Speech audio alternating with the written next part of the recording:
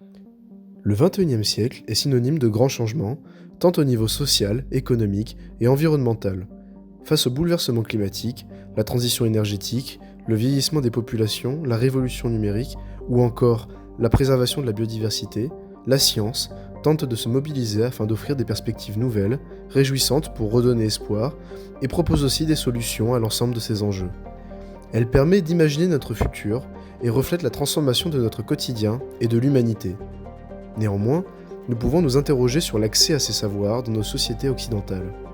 La question de l'accès à la culture scientifique est donc soulevée, notamment par les politiques culturelles et les ressources mises à disposition sur les territoires. Si l'on prend l'exemple d'une structure comme CapScience, on peut se demander si celle-ci propose une alternative au modèle éducatif et économique actuel ou si elle ne fait que reproduire ces inégalités. Bordeaux 2019. L'espace CapScience, situé près du pont Chaban-Delmas, est un lieu propice aux personnes cherchant à s'ouvrir et découvrir le monde de la science de manière ludique. Cette association, définie comme un centre de culture scientifique, technique et industrielle, permet de stimuler la curiosité et l'esprit critique de ses visiteurs afin de donner accès à des outils de compréhension, se faire une opinion éclairée et s'engager dans le débat du monde. En effet, on y retrouve des expositions interactives, des animations dédiées aux sciences accessibles à tout public, comme sur l'intelligence artificielle, les énergies renouvelables, ainsi que des conférences et des visites guidées pour petits et grands. Nous allons vous présenter 2 actualités offertes par la structure, reprenant des thématiques présentes dans notre société et offrant des pistes de réflexion collective. Premièrement, la révolution robotique a toujours divisé l'opinion publique. Certains y voient un moyen de libérer l'homme de contraintes matérielles, d'autres s'opposent, craignant pour lui des conséquences désastreuses. Afin d'inviter le public à une réflexion collective autour de ce thème, du 10 juillet 2019 au 3 mai 2020, CapScience proposera une exposition sur les robots. La problématique étant le fil conducteur de l'exposition, les visiteurs pourront voter en faveur d'une confiance ou d'une méfiance des robots. Ils pourront ensuite prendre connaissance des résultats à la sortie afin d'appréhender la perception globale des visiteurs. Cet espace est conçu pour que le public s'approprie la problématique de l'exposition en se basant sur différents supports illustrés, proposant chacun une vision précise de la robotique.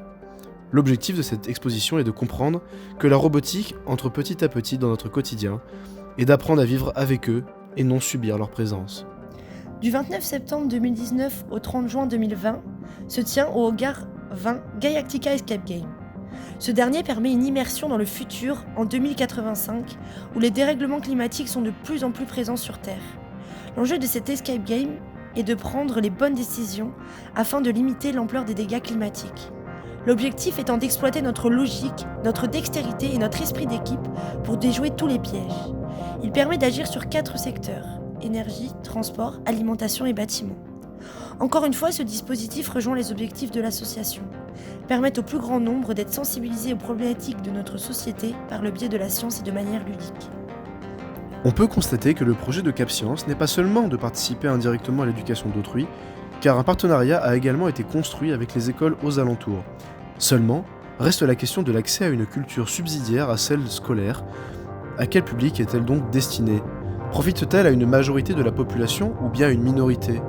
Si nous posons comme constat que l'éducation nationale délivre une éducation jugée indispensable à l'émancipation et l'évolution d'un individu, alors qu'en est-il de celle délivrée en plus moyennant une contrepartie financière via les musées ou, ce qui nous concerne ici, des expositions ? Au vu des différences potentielles des revenus moyens entre 2 individus, est-ce juste de devoir payer afin d'avoir accès à des connaissances annexes, augmentant ainsi le clivage entre les familles aux revenus différents ? La structure adopte ici un apprentissage par les savoir-faire, en faisant plutôt qu'en écoutant. Aller vers le savoir et non l'inverse. Cette notion est défendue par l'apport du numérique aux expositions et histoires racontées au CapScience. Une fois de plus, on en vient à se demander si le numérique utilisé dans cet exemple accentue une éducation secondaire où l'individu doit payer pour y avoir accès. Pourrions-nous envisager de voir un même usage du numérique à l'école nationale afin de transmettre les mêmes savoirs gratuitement ? Le numérique donne non seulement une facilité d'accès plus grande au jeune public, mais initie également un public plus âgé à la technologie. Il apparaît comme une révolution transgénérationnelle, permettant à tous les membres d'une même famille de s'intéresser au même objet de curiosité, malgré les différents filtres culturels dus à la différence d'âge. Il augmente cependant le prix de ces savoirs, et de ce fait, le clivage potentiel entre les individus.